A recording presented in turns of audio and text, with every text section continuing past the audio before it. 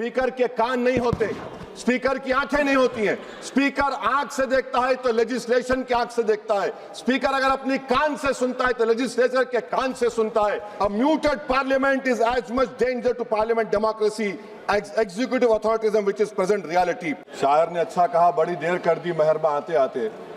मैं आपके जरिए से वजीर दाखिला से अपील करूंगा कि मुझे खामखा बदनाम किया जाता है कि मैं बी टीम हूं, तो आप अपने तरफ से 5 मिनट मुझे दे दीजिए। कुछ तो दिया नहीं आप तक, तो वक्त दे दीजिए अपना खाली बोलने के लिए, ताकि मैं आपके खिलाफ बोल सकूं, ताकि इल्ज़ाम हमेशा के लिए सही या झूठ साबित हो जाए। तो सर, हमारे देश में सेपरेशन ऑफ पावर्स है, लेजिस्लेचर इंडिपेंडेंट है एग्जीक्यूटिव जुडिशरी से, मगर हम ये देख रहे हैं कि एग्जीक्यूटिव बार बार लेजिस्लेचर पर कब्जा करते जा रहा है और 40 साल के बाद इस तरह का एक मोशन आया है।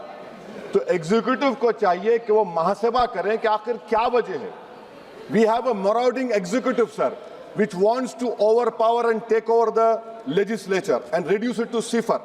सर, द स्पीकर जो मुकाम है, 6ठा मुकाम है उनका, प्रेसिडेंट, वाइस प्रेसिडेंट, प्रधानमंत्री, डिप्टी प्राइम मिनिस्टर के बाद 6ठा मुकाम है, सीजीआई के बराबर है। सर, नीलम संजीवा रेड्डी ने क्या कहा था स्पीकर के बारे में, Kaul and Shakdher page number 124 देख लीजिए। The first duty of the speaker to enable the house to function and not shut it out. The house is paramount, not the speaker who can claim no inherent right to override or bypass the house or to arrogate to himself powers and function which belongs to the house.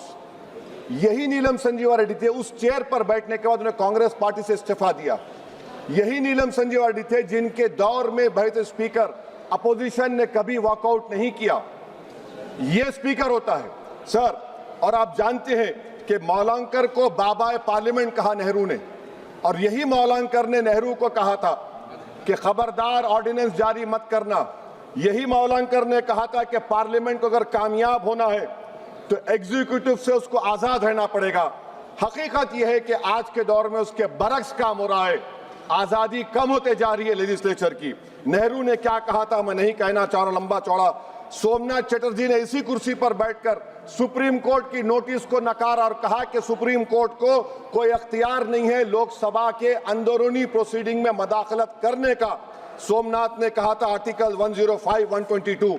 Sir, यह बहुत से लोग नहीं जानते, 1962 में मरीराम बागरी MP थे हिसार के। कौन थे शख्स जिसको नेहरू ने कहा इज वेरी ट्रबलसम? कौन था मरीराम बागरी जिसको 7 दिन के लिए डिसरप्शन पर सस्पेंड कर दिया गया, 30 दिन के लिए स्पीकर ने बैन कर दिया। नेहरू के घर पर जाकर प्रोटेस्ट किया, पुलिस ने एफआईआर दर्ज किया, पुलिस अरेस्ट करने आई और ये बागरी साहब हुकुम सिंह स्पीकर के पास आकर के मुझे अरेस्ट से बचा लीजिए। स्पीकर ने कहा कि पार्लियामेंट के उस ग्राउंड में जाकर रह जाओ। बागरी साहब ने टेंट लगाया वहां पर, अरेस्ट नहीं कर सकी पुलिस। 65 में पार्लियामेंट से बाहर निकले, पुलिस ने अरेस्ट कर लिया। और इन आंखों ने वो नजारा भी देखा कि ये सुप्रीम पार्लियामेंट में 2016 में एक आर्मी के टैंक को लाकर उसकी तोप को पार्लियामेंट के बिल्डिंग के सामने खड़ा कर दिया गया। ये लेजिस्लेचर की तौहीन नहीं तो क्या है, मुझे बताइए सर। स्पीकर के कान नहीं होते, स्पीकर की आंखें नहीं होती हैं। स्पीकर आंख से देखता है तो लेजिस्लेशन की आंख से देखता है। स्पीकर अगर अपनी कान से सुनता है तो लेजिस्लेचर के कान से सुनता है। Sir, I must say sir, we are members of the free parliament. We are not bonded laborers of any political party over here, sir. Let me also tell you, sir, a muted parliament is as much danger to parliament democracy as executive authoritarianism, which is present reality. Sir, Speaker is answerable to us. The government is answerable to all of us. That is the law which has been put forward, sir. Sir, may I take this opportunity to say, I will give an example of how executive is interfering. The media knows that this government is going to bring in this session a bill on women reservation. We don't know. This house does not know. What is the dignity of this house? Please tell me, sir. So this clearly shows that executive works in a secret and deceitful manner to decrease the glory of this august house. Sir, may I tell you that Article 98 of the... Sir, please, sir, allow me, sir. 5 minute दिए हूँ minister. जी sir, वो आप sir एक B team हूँ sir, सुन लीजिए। Article 98 sir article 98, the house shall have a separate secretariat. Why have you appointed retired IAS over here? You have a separate secretariat. Where is the sovereignty of the House?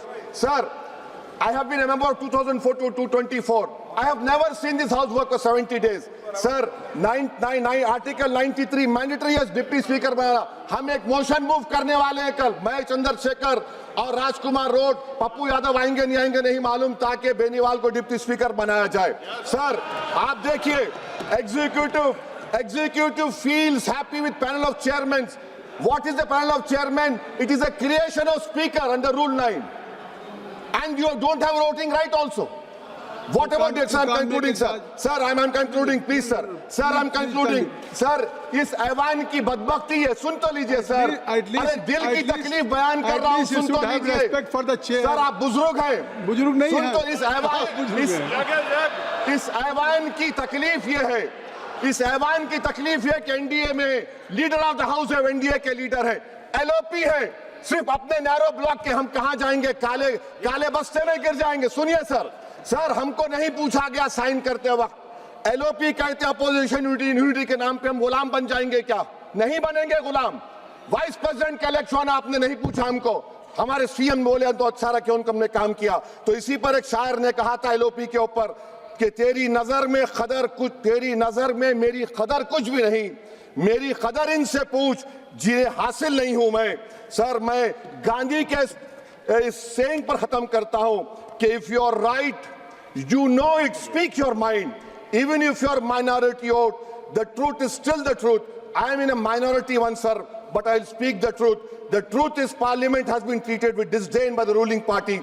It has been treated with neglect by the opposition parties. And I conclude by saying that whatever is written in the Constitution is sacrosanct and sanctimonious. What I tried to raise the point of order exactly this, and my reservation to this motion of removal is that it doesn't address the malice. It only is attacking the symptom of the fountainhead, that executive.